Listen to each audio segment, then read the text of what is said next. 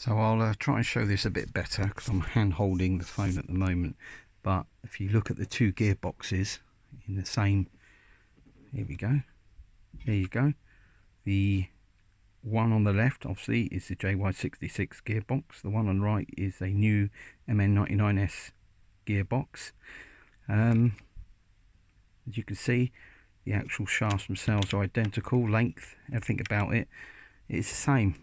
I think in terms of the gearbox and the motor, this is a MN99S gearbox and motor, and also we've already established that the differential gears are plastic, and although on some reviews this has shown that it lacks a bit of torque, one of the YouTube reviews suggested that it was down to the power supply to the motor, and I think they're correct now, because the MN99 does quite well.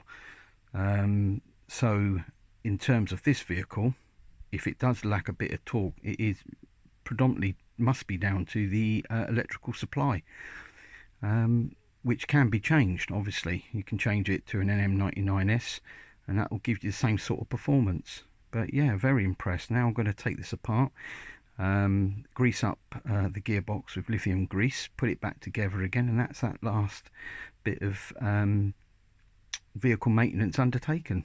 Brilliant. Very impressed with this vehicle. Also impressed with how it drives, although I do prefer the MN99S, a little bit more fun. That could be down to minor things like the tyres being a bit more thicker and bouncy and softer. But yeah, very good.